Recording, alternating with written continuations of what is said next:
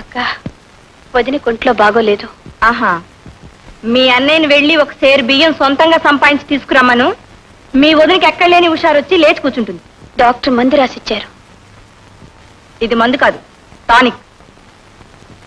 ఒరే కుమార్, మందో టానిక్ కొనివ్వాలగా.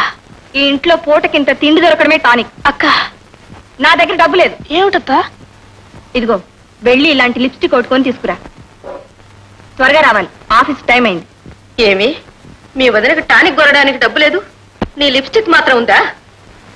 ఇది అనాథాశ్రమం కాదు, వదిన విధవ అంతకన్నా కాదు. ఏమన్నావు?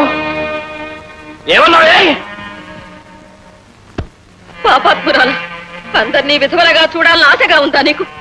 అందరి పసుపు కుంకుమ తుడి చేస్తే గానీ తృప్తి లేదేమో. ఎందరి కడుపు మంట పోసుకుంటుంది నోరుంది కదా అని. ఇదిగో లిప్స్టిక్. అత్త, నేను నా పిల్లలు ఇవాళ ఇల్లు వదిలి వెళ్ళిపోతాం. ఈ సంసారం కోసం చాకిరీ చేస్తున్నానంటాం సాకైపోయింది అక్కకు. ఏమిటి అది చేసే చాకిరి?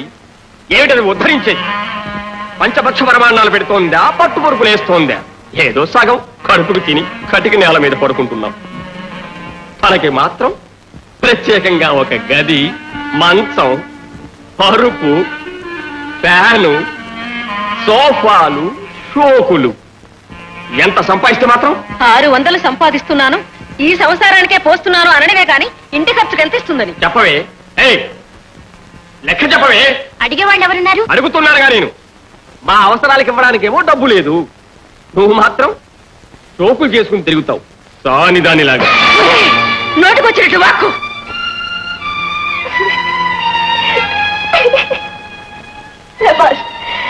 ఈ మాత్రం పౌరుషం నీకెప్పుడు వస్తుందా? ఎప్పుడప్పుడు నువ్వు ఈ మాట అడుగుతావనేరా దాచుకునున్నది. నేను సంపాదించేటప్పటికి లెక్క కావాలా? చూపిస్తారా? అనామతితో లెక్క చూపిస్తా. చూడు, బ్యాంక్ పాస్బుక్స్ తీసుకురా. ఎవరెవరు తట్టున్నాయి చూడు, ఒక్కొక్కటి చదువు. భారత్ నీ విధవ చెల్లెలు, అది ఆమె భవిష్యత్తు కోసం. తర్వాత రాజు నీ గుడ్డి తమ్ముడు, అది వాడి కంటి ఆపరేషన్ కోసం. అది సుమతి, నీ చెల్లెలు, దాని పెళ్లి కోసం. కుమార్, సీత, నీ బిడ్డలు, వాళ్ళ కోసం కూడా కూడబెడుతున్నాను. నాకంటూ ఏదైనా ఉందా? చూడరా, చూడు. ఇప్పుడు చదా ఉండమోపి. ఎవరి కోసం నా సంపాదన, ఎవరి కోసం నా చాకరీ?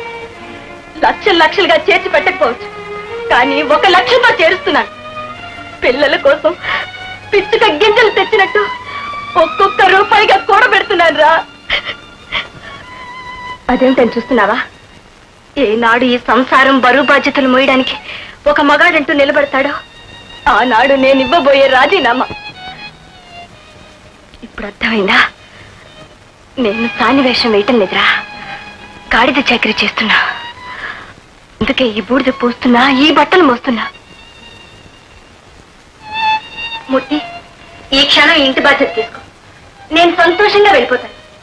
ఈ ఉద్యోగానికి ఒక నమస్కారం, కావాలంటే మీ అందరికీ ఒక నమస్కారం. అదంతా ఎందుకు, ఈరోజు ఒక నిర్ణయానికి వద్దా. రాత్రి 8 గంటలకు తిరిగి వస్తాను. 2 నేను వచ్చేటప్పటికి నువ్వు ఇంటి పెద్దగా కనపడు, తాగుడు మానేసి నిటారుగా నిలబడు. అప్పుడు ఈ ఇల్లు నాది, చీఫ్ వాళ్ళు కుక్కరు పెడతారు. నేను సంతోషంగా వెళ్ళిపోతాను. నేను మీ చేతుల్లో ఉంది. రాత్రి 8 గంటలకి. అమ్మా, ఆఫీస్కి వెళ్ళొస్తాను. ఒరే మూర్తి,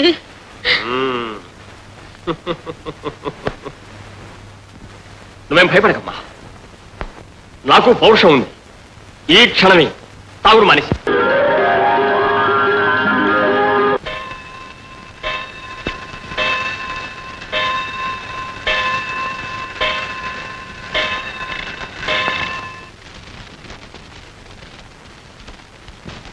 వెరీ గుడ్. ఇంట్లో ఉంటావని కల్లో కూడా అనుకోలేదు. నువ్వే జయించు. అపజయమైనా నాకెంతో ఆనందంగా ఉంది. ఇన్నాళ్లకు నిన్నింటి పెద్దగా చూశాను. ఏది ఒక్క మాట చెప్పు, తాగుడు కూడా మానేశానని.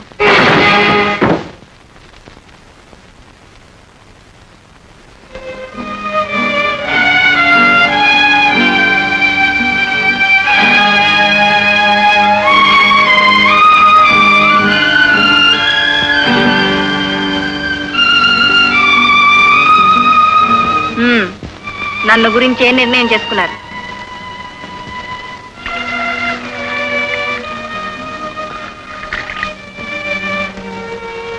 ఏముందమ్మా, నువ్వు లేకపోతే మాకు దిక్కు మొక్కు లేదు. ఏమిటి ఉత్తరమా? ఎక్కడి నుంచి వచ్చింది? నాన్న దగ్గర నుంచి. ఎవరు? నాన్న.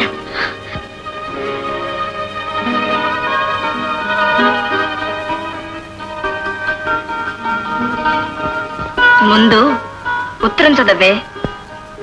అందరికీ ఆశీస్సులు. తల వంచు పారిపోయిన నేను తలెత్తు తిరిగి వస్తున్నాను. భగవంతుడు ప్రసాదించిన సంపదతో మిమ్మల్ని అందరినీ చూడాలనే ఆశతో వచ్చే బుధవారం వస్తున్నాను. మీ మన్నింపు నాశించే శివానంద్. ఎవరమ్మా? ఎవరు వస్తున్నారు? మీ తాతగారు రా. తాతగారా? అవును బాబు. ఆహా.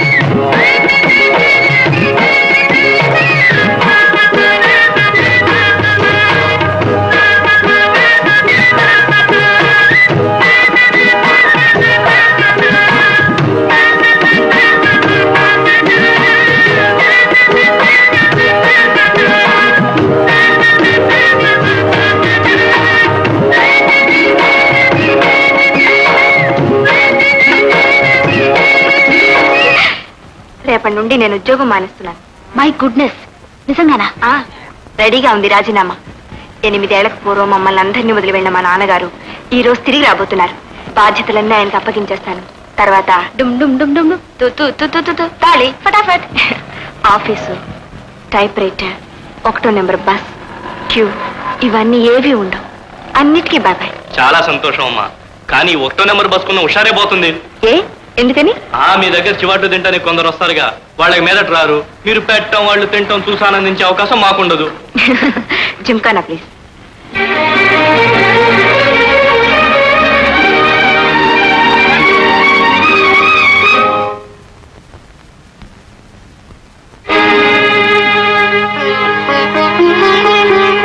దీర్ఘ సుమంగళీ భవ, సకల సన్మంగళానుభవం. రామ్మా, సరితారా? ఎవరు? సరిత? ఏమిటి అలా చిక్కిపోయింది? ఎవరమ్మా ఈ సన్యాసి? మీ నాన్నగారమ్మా. నాన్నగారులా రాలేదే, భైరాయిలా కదా వచ్చారు.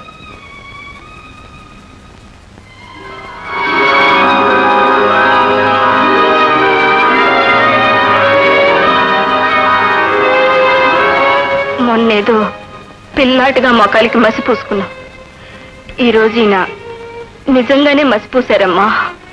ప్రసాదం తీసుకోమ్మా. ఇదేనా మీరు తెచ్చిన సంపద? ఎన్ని మూటలు తెచ్చారు స్వామి?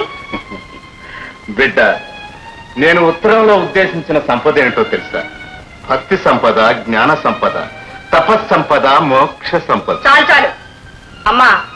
ఈయన గారు బుద్ధుడే వచ్చారే గాని బుద్ధొచ్చి మాత్రం రాలేదు. తల్లి, ఋషికేశు నుండి వస్తున్నాను.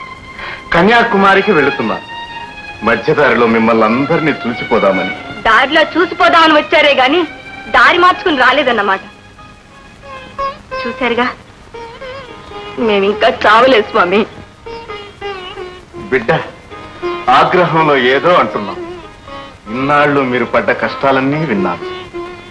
ఇకనైనా మీకు శాంతి సుఖాలు ప్రసాదించమని ఆ పరమేశ్వరుని ప్రార్థిస్తానమ్మా. మీ ప్రార్థనల వల్ల శాంతి సుఖాలు ఏర్పడేటట్లుంటే ప్రపంచం ఎప్పుడో స్వర్గం అయిపోయేది. ఈ పొలాలు, ఫ్యాక్టరీలు, ఉద్యోగాలు, వ్యవసాయాలు ఏవి అక్కర్లేదు. వీధి వీధికి ఒక గుడి ఉంటే సరిపోయేది. ప్రార్థనలట ప్రార్థన. అయ్యా స్వామి గారు, ఇక మీరు మీ యాత్ర మీద బయలుదేరచ్చు. అమ్మా అమ్మా, ఒక పూటుండి భోంచేసి వెళ్ళమని చెప్పవే. బైరాగులకు భోజనాలకి ఏం తక్కువమ్మా? ధర్మసత్రాలు ఎన్ని లేవు? అమ్మాయి ఆగ్రహంలోనూ న్యాయం ఉంది.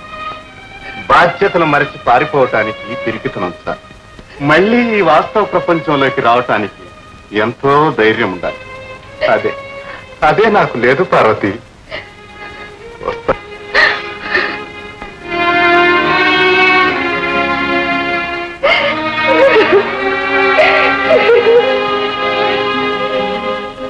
పాపాత్మురాల, కన్న తండ్రికి ఒక్క పూటైనా అన్నం పెట్టకుండా సరిపేశావు. పత్తంటే విలువ నీకేం తెలుసు? నీకా పెళ్ళక్కర్లేదు, పెటాకులక్కర్లేదు. ప్రేమ, పాశం, మమత, మమకారం ఏదీ అక్కర్లేదు. నీది ఒక జన్మేనా?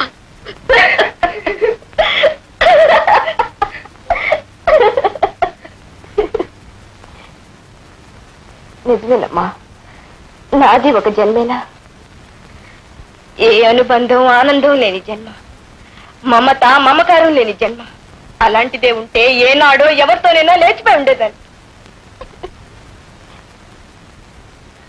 మెడలో తాళిబొట్టును, కడుపులో బిడ్డను మోయలేదు, కానీ 25 ఏళ్ల వయసులో 60 ఏళ్ల బరువును మోశాను. ఇంకా మొయ్యాను. ఇదిగో నా రెండో రాజీనామా చించి పారేస్తున్నారు.